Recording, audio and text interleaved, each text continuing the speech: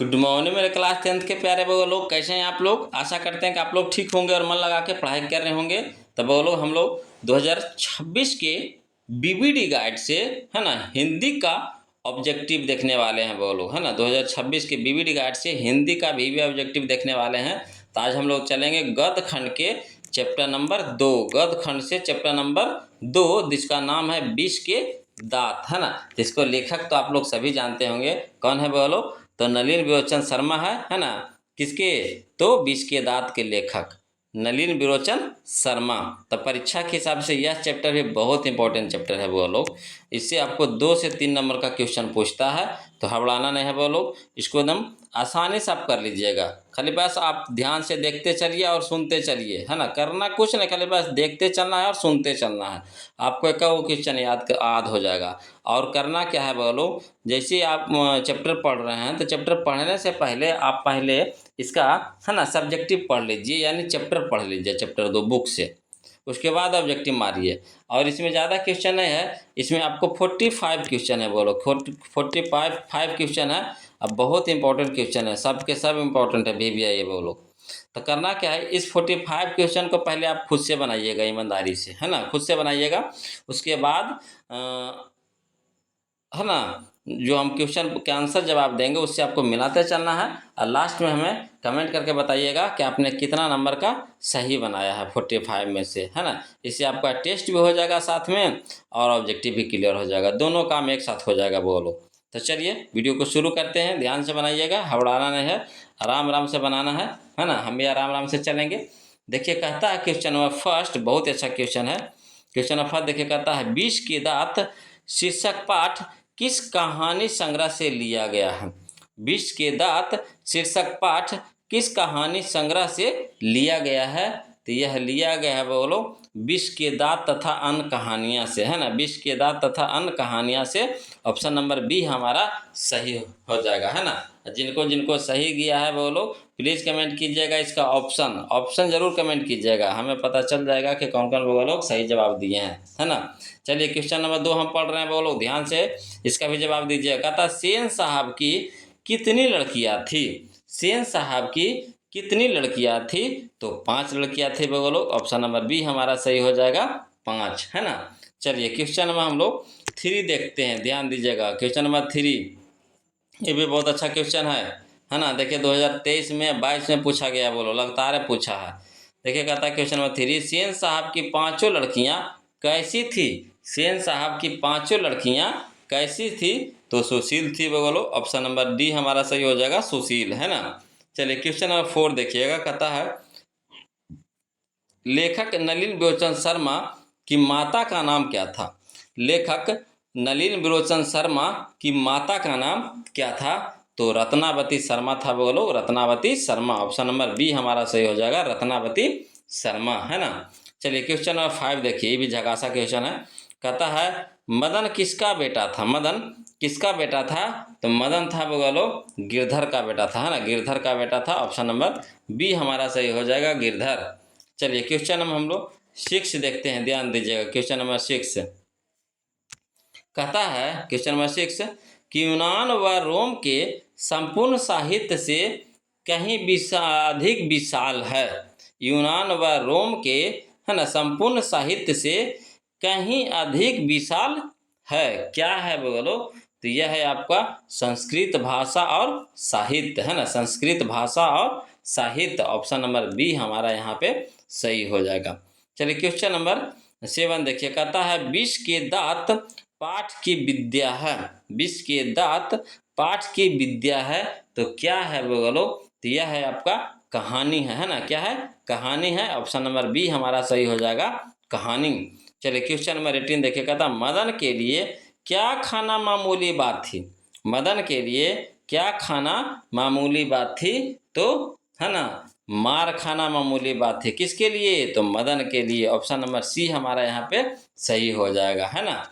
चलिए question number हम लोग अब 8 नहीं 9 देखते हैं वो लोग। चलिए देखिए वो लोग क्वेश्चन नंबर 9 देखिए, बहुत अच्छा क्वेश्चन है। कहता है नलिन विरोचन शर्मा द्वारा लिखित कहानी निम्न में कौन है। नलिन विरोचन शर्मा द्वारा लिखित कहानी निम्न में कौन है? तो बोलो विष के दांत है। ऑप्शन नंबर सी हमारा सही हो जाएगा, विष के दांत, है ना। चलिए क्वेश्चन नंबर हम लोग 10 देखते हैं। कहता है मैं तो खोखा को इंजीनियर बनाने जा रहा हूँ। मैं तो खोखा को इंजीनियर बनाने जा रहा हूँ। यह कथन किसका है? यह कथन किसका है? तो सेन साहब का है ना, सेन साहब का है। ऑप्शन नंबर ए हमारा सही हो जाएगा, सेन साहब का। चलिए क्वेश्चन में हम लोग 11 देखते हैं। बोलो क्वेश्चन में 11 देखिए। कहता सीमा, रजनी, आलो, शेफाली, आरती पांचों किसकी बहनें थी? सीमा, रजनी, आलो, शेफाली, आरती पांचों किसकी बहनें थी? तो पांचों थी बोलो खोखा की बहनें थी। ऑप्शन नंबर बी हमारा सही हो जाएगा, खोखा की, है ना। चलिए क्वेश्चन में हम लोग 12 देखते हैं। बोलो देखिए, कहता है क्वेश्चन नंबर 12 कि विष के दांत कहानी के रचयिता यानी कहानीकार कौन है? विष के दांत कहानी के रचयिता यानी कहानीकार कौन है? तो बोलो नलिन विरोचन शर्मा है। ऑप्शन नंबर बी हमारा सही हो जाएगा, नलिन विरोचन शर्मा। चलिए क्वेश्चन नंबर 13 देखिए। कहता है सेन साहब खोखा को क्या बनाना चाहते थे? सेन साहब खोखा को क्या बनाना चाहते थे? तो इंजीनियर बनाना चाहते थे। ऑप्शन नंबर डी हमारा सही हो जाएगा, इंजीनियर। चलिए क्वेश्चन में हम लोग 14 देखते हैं। कहता सेन साहब की नई मोटर कार कितने की थी? सेन साहब की नई मोटर कार कितने की थी? तो 7,500 की थी। ऑप्शन नंबर बी हमारा सही हो जाएगा, 7,500। चलिए क्वेश्चन में हम लोग 15 देखते हैं। बोलो क्वेश्चन में 15 देखते हैं। देखिए कहता है कि मोटर को कोई खतरा हो सकता है तो खाली स्थान से किससे? अगर मोटर को कोई खतरा हो सकता है तो किससे खतरा हो सकता है? तो खोखा से खतरा हो सकता है। ऑप्शन नंबर ए हमारा सही हो जाएगा, खोखा। चलिए क्वेश्चन में हम लोग 16 देखते हैं। कहता सेन साहब की आंखों का तारा है। सेन साहब की आंखों का तारा है तो खोखा है। कौन है? खोखा है। ऑप्शन नंबर बी हमारा सही हो जाएगा, खोखा।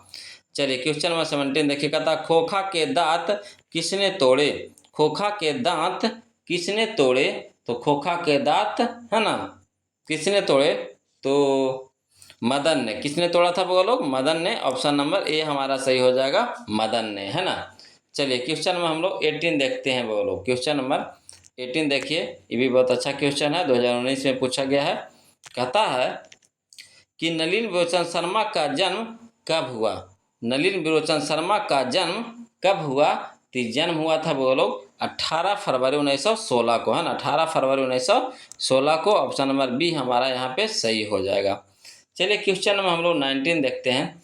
कहता है क्वेश्चन नंबर 19 कि महल और झोपड़ी वालों की लड़ाई में अक्सर महल वाले ही जीतते हैं, पर उसी हालात में जब दूसरे झोपड़ी वाले की मदद अपने ही खिलाफ करते हैं। किस पाठ की पंक्ति है? तो यह है बोलो आपका विष के दांत, है ना। विष के दांत पाठ की पंक्ति है। ऑप्शन नंबर डी हमारा यहाँ पे सही हो जाएगा।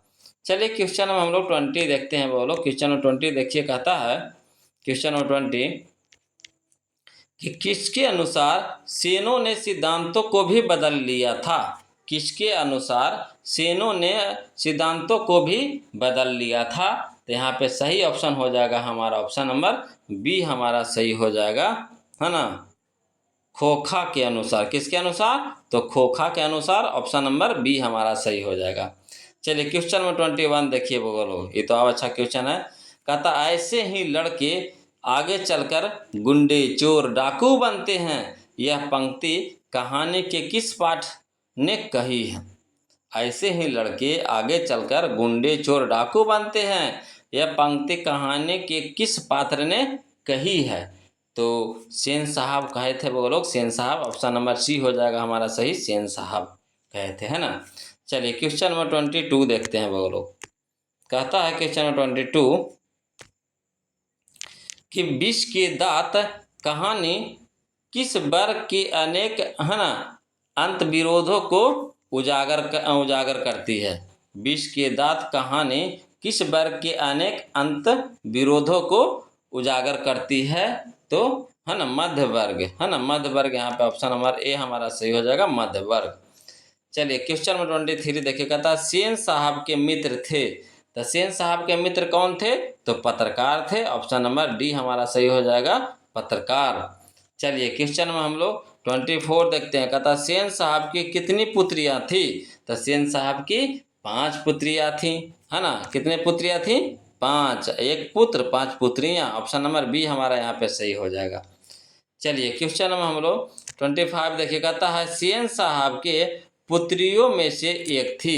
सेन साहब के पुत्रियों में से एक थी, तो कौन थी बोलो? तो आरती थी। कौन थी? आरती। ऑप्शन नंबर ए हमारा सही हो जाएगा, आरती। चलिए क्वेश्चन में हम लोग 26 देखते हैं बोलो। क्वेश्चन नंबर 26 देखिए। कहता है मदन ने कासू के कितने दांत तोड़ डाले? मदन ने कासू के कितने दांत तोड़ डाले? तो 2 दांत, है ना। कितने दांत तोड़ा था बोलो? तो 2। ऑप्शन नंबर बी हमारा यहाँ पे सही हो जाएगा। चलिए क्वेश्चन नंबर 27 देखिएगा। था मोटर कार को किससे खतरा हो सकता था? मोटर कार को किससे खतरा हो सकता था? तो खोखा से, है ना। किससे? तो खोखा से। ऑप्शन नंबर सी हमारा यहाँ पे सही हो जाएगा। चलिए क्वेश्चन 28 देखिए। कहता नलिन बेचन शर्मा का जन्मना कौन सी भाषा भाषी थे? नलिन बेचन शर्मा जन्मना कौन सी भाषा भाषी थे? थे बगल लोग आपका, है ना, भोजपुरी थे। कौन से? भोजपुरी भाषा की, है ना, जन्मना थी। ऑप्शन नंबर डी हमारा सही हो जाएगा, भोजपुरी। चलिए क्वेश्चन में हम लोग 29 देखते हैं वो लोग। चलिए देखिए बोलो क्वेश्चन नंबर 29। कहता है कौओं की जमात में शामिल होने के लिए कौन ललक गया? कौओं की जमात में शामिल होने के लिए कौन ललक गया? तो हंस ललक गया। ऑप्शन नंबर बी हमारा यहाँ पे सही हो जाएगा, हंस, है ना। चलिए क्वेश्चन नंबर 30 देखिएगा बोलो। कहता लड़कियाँ क्या है? लड़कियाँ क्या हैं? कठपुतलियाँ हैं। किसे इस बात पर गर्व है? किसे इस बात पर गर्व है? तो माता पिता को गर्व है ना। ऑप्शन नंबर डी हमारा सही हो जाएगा, माता पिता को। चलिए क्वेश्चन में हम लोग 31 देखते हैं बोलो। क्वेश्चन में 31 देखिए। कहता है कि नलिन विरोचन शर्मा के पिताजी का क्या नाम था?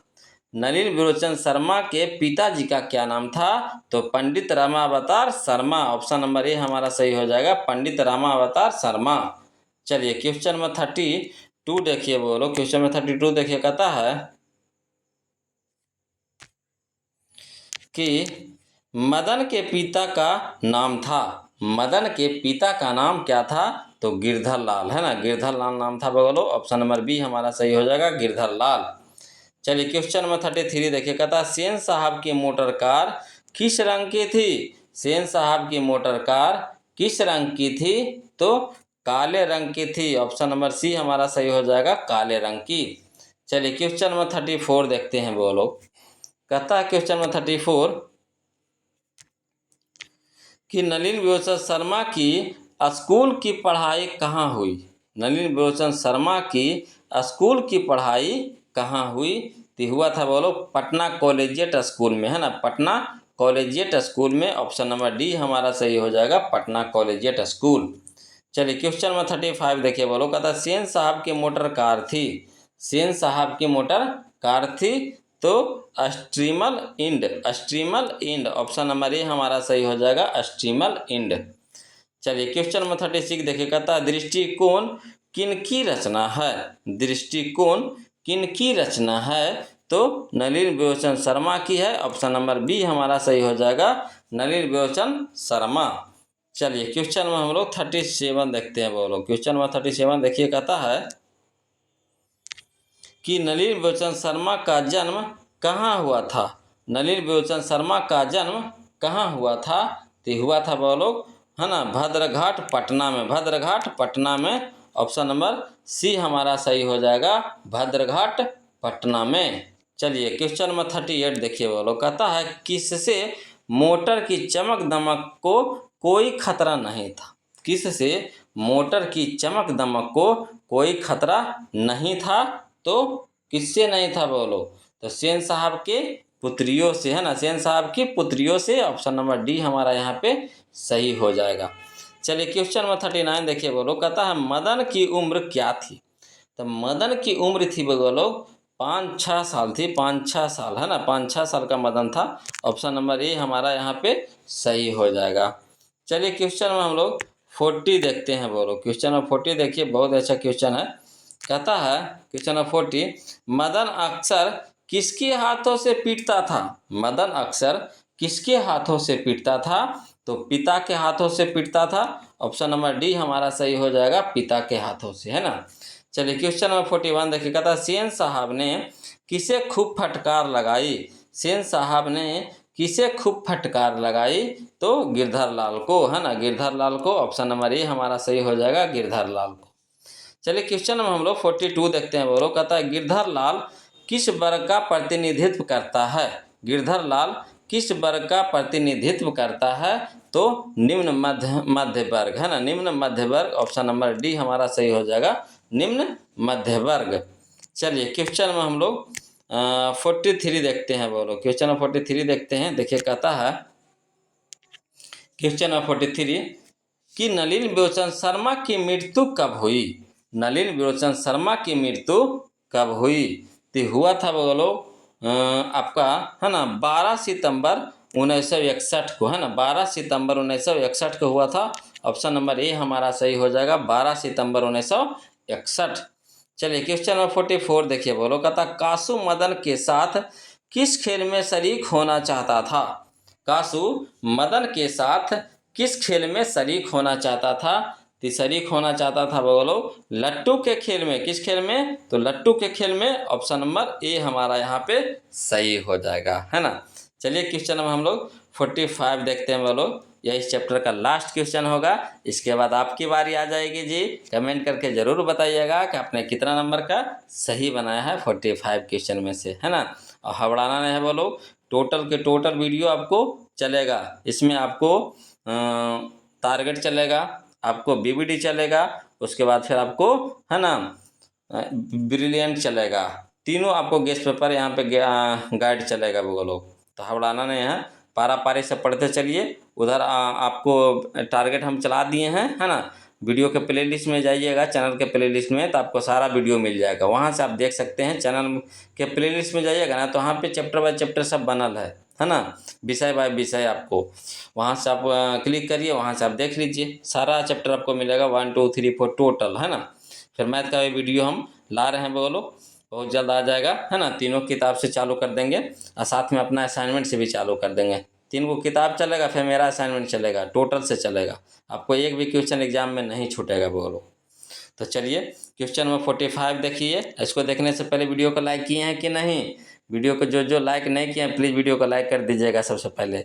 और है ना, जो अभी तक चैनल को सब्सक्राइब नहीं किए हैं बोलो, तो प्लीज़ चैनल को सब्सक्राइब कर लीजिएगा, है ना। क्या कि सब्सक्राइब करने से आपको नोटिफिकेशन मिल जाएगा, जैसे हम वीडियो अपलोड करेंगे आपको वहाँ पे पहुँच जाएगा, फिर अपना देख लीजिएगा। तो देखिए क्वेश्चन 45 का जवाब दीजिए। तो बोलो कौन पहले जवाब देते हैं। कहता सेन साहब किसके व्यंग से ऐंठकर रह गए? सेन साहब किसके व्यंग से ऐंठकर रह गए? तो पत्रकार महोदय के व्यंग से, है ना, पत्रकार महोदय के व्यंग से। ऑप्शन नंबर बी हमारा यहाँ पे सही हो जाएगा। तो आज के लिए इतने बोलो, फिर मिलते हैं हम लोग अगले वीडियो में। तब तक के लिए जय हिंद।